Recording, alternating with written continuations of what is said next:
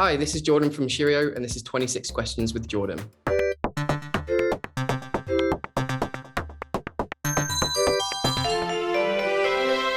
Hey there guys, don't forget to subscribe for more and smash the like button. Also use the QR code right here or the link in the description box to sign up with MEXC.com and receive 20% off your trading fee. Enjoy the video. Hey Jordan, welcome to the interview. Mark with MEXC here. How are you doing? I'm doing great, thanks. How are you? Likewise. Yep, our community was waiting for this one. We're super excited to learn more about Shiryo. I have the questions ready. If you're ready, we can go ahead and hit them off one by one. Yeah, let's go for it. Cool. Starting off with question number one. Brief the core background history that birthed Shiryo. In what ways are Shiryo incentivizing users in their ecosystem? So before we launched Shiryo, myself and a lot of other members of the team were helping other DeFi projects bring their vision into reality, whether that was helping them with marketing or web design. And we always thought that we could, if we ever ran our own project, we could do a lot better than what we'd seen other people doing. Shiryo is an NFT trading card game that uses the Shiryo token for various things. For example, players can stake their Shiryo on our DApp and receive new card packs each week. Nice. Okay, yeah. From the very first impression of the website, yeah, it looks like a cool game with all the animations and the bees going on. I mean, at least that's the impression I got. But yeah, we'll go deeper into the website as we speak. Moving on with question number two. What was the reason behind making Shiryo? So myself, many of the members of the team, before we were into crypto and DeFi, we were avid TCG players. So we played online trading card games. And then as we got into blockchain and started helping other people, we thought we could combine the two worlds and make something. And we felt combining NFTs with the blockchain, NFTs and trading card games was the perfect match. Right.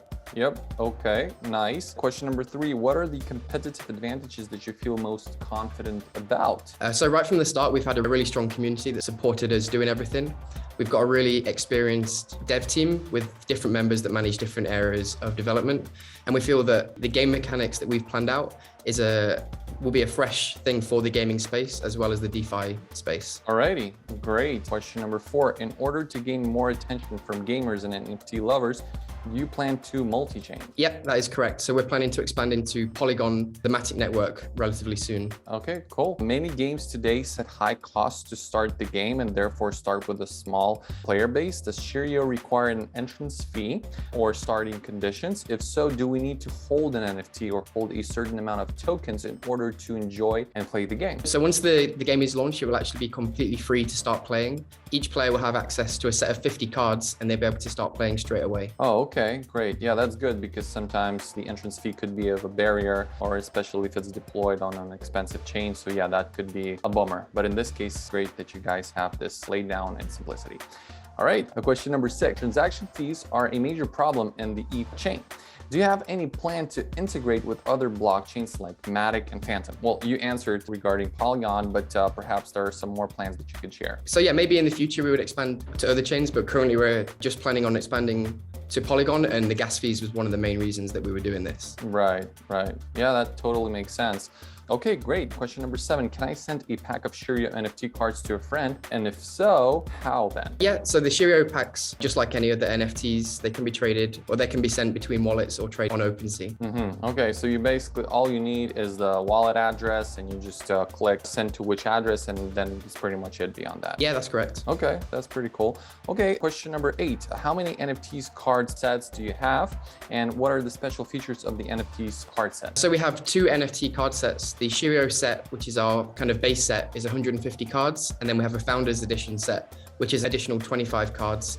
And the cards are split into 5 different rarities from common up to mythic. Okay, so I would just hit on the visit marketplace and that's where I would find them, right? The cards that you were just referring to? Yeah, on the marketplace, you can find cards that people have listed for you to buy and sell. But actually on the main website, we have a kind of card explorer, so you can just explore all the cards that are available. Okay, so you said on the website, where would I go for that? So at the top, if you go on game on the top left, sorry, we just updated the website, so I'm at card explorer, there you go. Okay, got it. Great, guys. Yeah, if you want to check that out, make sure to go here in this section and you will be able to see all the cards that are available on Shiryo.com. So moving on with the rest of the questions, I believe we were at question number 8. Question number 9, will you be limiting the supply of each NFT card? So the Shiryo set, which is the base set of 150 we just spoke about, and this will be unlimited. We want as many players as possible to be able to own their cards and then play the games. However, when we release the Founders Edition, that was limited, and we just wanted to give a thank you for the people that were early supporters. Oh, okay. Okay, makes sense. And will there be an animation for the Mythic Founders card? And you guys made animations for all Mythics, but the one and only Shiryo. Yep, we've actually already done the animation for the Shiryo card as well as all the other Mythic cards. And the Mythic cards, again, they could be found in the Card Explorer, right? There's a filter, so if you click on Mythic, you can see only the Mythic cards. And what's so special about the Mythic card? So the Mythic cards are just a lot rarer than all the others, and then we've tried to give them slightly higher stats without making the game seem too unbalanced. Okay. So it's even higher than Legendary, right? I mean, like more, it's rare. Because I actually never seen a grade like this, like common, you know, usually common, rare, epic, legendary, but mythic, yeah, it's pretty cool. These are the top 5. These are the only mythic cards that will ever be available, or will they be populated later on with more mythic cards? So right now with the base edition and the Founders edition, there won't be more cards added to these, but potentially if we release an expansion, then we would look at adding more cards to this, but this isn't something we're working on at this stage. Okay.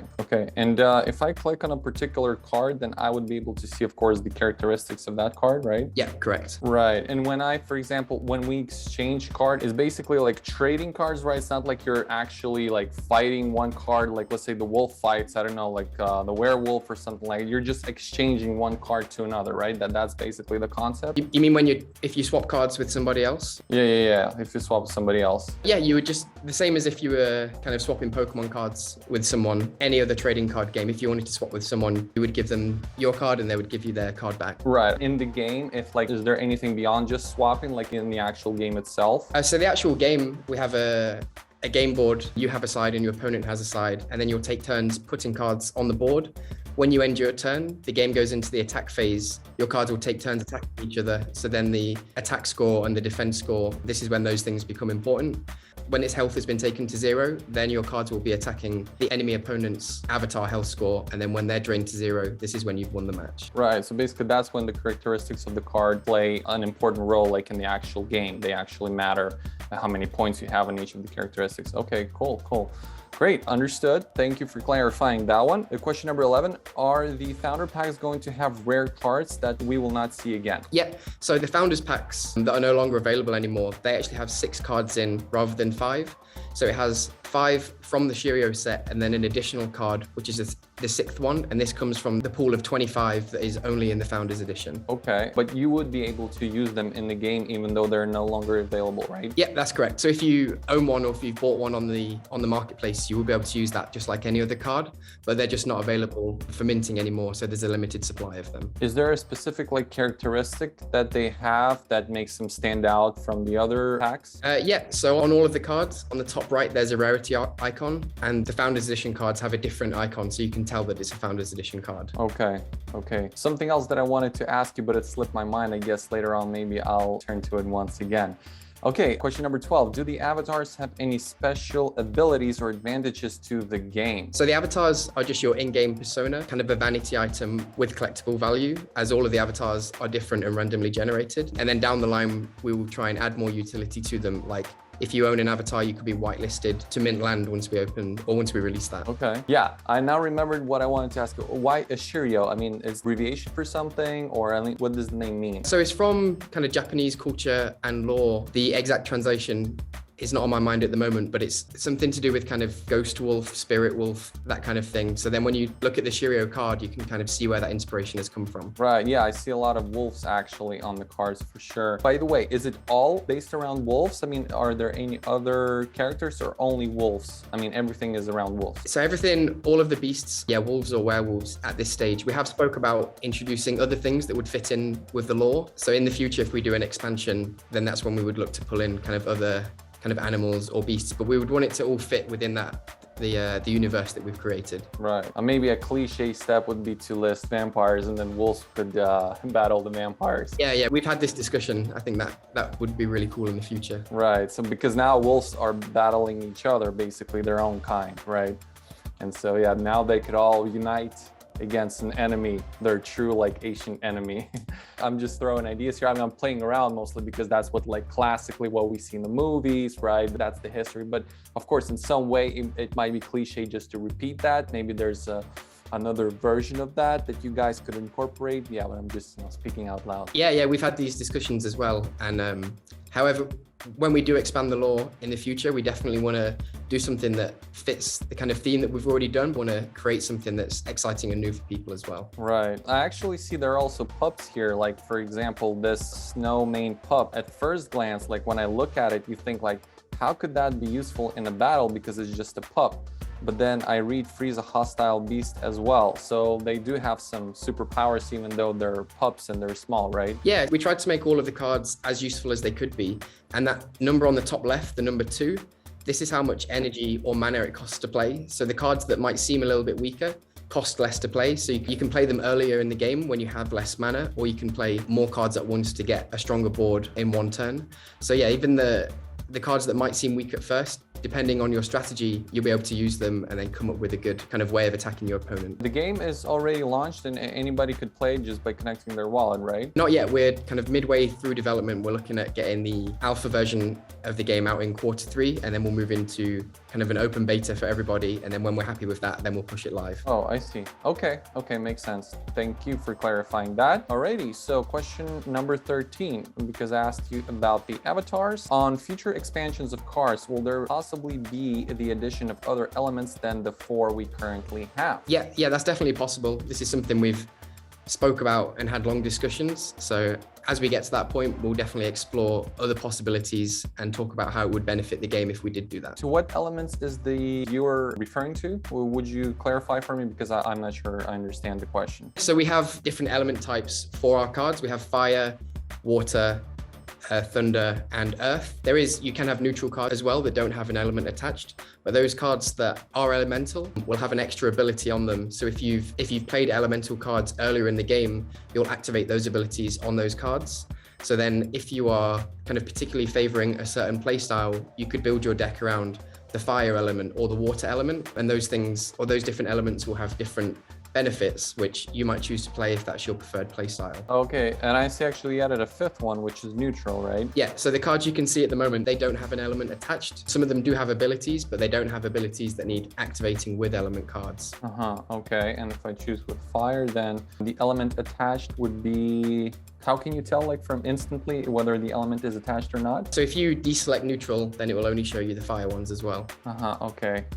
Actually, speaking of neutral, I see here Lost Cub also. Could that be any, this particular card? Could it be useful in a battle? I mean, or what's the purpose of this particular card? Yeah, so this is kind of exactly what I was referring to earlier. If you look at his energy score on the top left, he costs nothing to play. So at any point you play him without having to spend your energy, and then you've got an instant 1 attack, 1 defense beast on the board. Okay, makes sense. Thank you for clarifying all this, because honestly speaking, I'm not, familiar with card trading that much, just in general, I know about the topic. So it's very exciting because I like your art, I like the cards, I like the concept, and that's why I have so many questions of my own. So viewers, guys, please excuse me if I'm asking too many questions of my own here, but I'm just, super excited about all of this. I'm happy to answer the questions that are kind of specific about the card game for people that don't know about TCGs. So one of the things we wanted to do was kind of educate people in the DeFi space about trading card games, and then the other way around as well, educate people that are in the TCG space about DeFi. Nice. Okay, great. So question number 14, for future expansions, is it possible to diversify the Shiryo ecosystem by adding other creatures, for example, vampires, demi-humans, mummies, cyclops, etc.? I feel that this would be something that will enrich the game lore. We did cover this earlier, but in the future, yeah, we would definitely look at adding more creature types, but we want to make sure the creatures would be rooted in the lore that we've already established. And the lore, when you say the lore, what do you mean by that? Is there like some kind of like a code of conduct that is attached to the lore? Or I mean, what? The lore is like the full backstory of where the kind of the Shiryoverse came from, why the wolves are doing what they're doing, what's happened in their kind of land and map. If people are more curious about that, if you go to our white paper, we've got the full lore in there, so people can learn the backstory, history, and why the beasts are the way they are. Or even if we go to here, Shiryo lore, right? They would also be able to find out more information even from this page? Yeah. The information on this page is the same as what is in the white paper, yeah. Okay, so you guys left a section here to be continued so you can evolve the story further on. Exactly, yeah. Right. Right. So yeah, it does have to be consistent. So, but do you write the story as you develop the game, or you wrote most of the lore prior to the technical developments? The lore that you can read on this page, we wrote this right at the start of the project, which was kind of tying in at the time when we were doing the technical developments. So obviously we launched, and we just launched with our token, and then we hit the ground running developing our DApp so people could start minting cards, and then allowed that, or before we pushed that live on the DApp, then we'd written the lore and posted that so people could kind of learn about what we're offering them. I see. Okay, very nice. Is there like an end goal to this game, or is this like continuous, perpetual, like, you battle, you trade cards? I mean, obviously, because why I'm asking this, typically like classic, not maybe in card games, but like in just, like we take 2D games, right? You pass levels, you fight the boss, and at some point it's done. And in this particular case, like battle constantly, and you just increase the level of your cards, or you get more rare legendary cards? I mean, what's the end goal? Yeah, so there's a few different game modes that you could play. So one of them is ranked. So for winning or losing, you would or lose ranking, and then obviously you'll be put into the leaderboard. And we would do this seasonally, so there'd be competitions at the end of each season. The players that are at the top of the leaderboard would receive prizes and rewards. For like the normal TCG world, this is the kind of main play style. People want to be the best, or be the best in their region, or at least improve on what they did last season. But for myself and everyone else in the team, the end goal is to grow the game in the community as big as possible, and we want to run big online tournaments. And then eventually in the future, once we get to that stage, we would like to host in real life tournaments so people can come play or watch the best players in the world. The whole kind of the game, I guess there isn't an end with a typical like 2D game like you were saying. You get to the end, you've completed it, you might not come back to it. But with trading card games, you're always going to want to be playing, finding out who's the best, working out new strategies, working out different ways that you can use the cards to beat your opponent. The whole trading card space is very community focused. The same way like any board game, something like chess. I know it's very different to this, but you never play a game of chess and be like, I've completed it, I don't need to do it again. You'll always find new opponents and new ways of beating people. Right, even though a particular battle is finished, like the whole game itself is not. Okay, and when you do play, let's say the ranking games, and you go higher in the ranks, do the players get anything besides the points to go higher in rankings? Perhaps some rewards additional from you guys, like, I don't know, tokens or anything of that nature? So for the ranked game mode, yeah, you would just be earning or losing your rank score, but then we'll have other game modes, and one of those would be a wager match. So you could play against, or you'd be matched against a player that's going to be wagering an asset of similar value to you. So you might wager a card or an avatar and then play against another person. And then obviously whoever wins is going to take home both of those. I see. Nice. Okay, moving on. Question number 15. Shiryo is a great project. Will you be developing cross-token collaborations like NFTs or game inserts? We're always open to looking for collaborations that would work with our community. And when we do these kind of things, we want to find partnerships that are going to be beneficial for us and the other party. But yeah, we would definitely look at doing more in the future. Yeah, that would probably have to be consistent with your lore, right? I mean, it cannot be like, I don't know, Call of Duty. It's like a completely different direction to what you guys doing. Totally get that the partnerships would be like in the same direction, or at least in the same realm. We want the collaboration to make sense. Exactly, right. It has to be consistent with your story.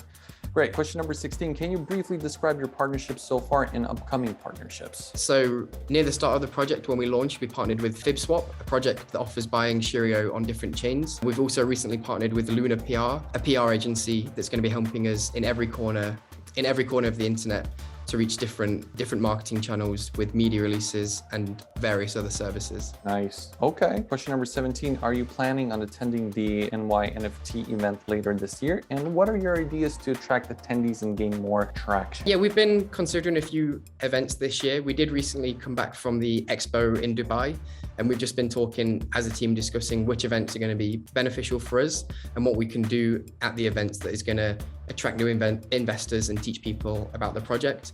So at the Dubai one, we had a really good stand with the whole team there, and everyone was educating people about the project. I also did a panel discussion and a speech about the project. So if we do more events in the future, we would definitely want to do more things like this. All right, question number 18. A lot of projects always talk about their strengths while their token or coin prices always go down. Well, that's debatable. As one of Shiryo leaders, do you dare to speak out about the difficulties that Shiryo is facing, and how long will it take to overcome it? So yeah, initial offerings of many coins are often very turbulent projects. People are driven by hype and FOMO. When this happens, it brings instability to the charts. But as Shiryo is a long-term project, we believe as we develop our ecosystem, release new things that are on our roadmap, this will bring more value to the Shiryo token and increase the chart. All right, what kind of suggestions would you like to offer for future investors? What kind of a path would you suggest we follow in the crypto world, which is located in today's world? So the crypto world is kind of slowly merging with the outside world, people learning more and more about it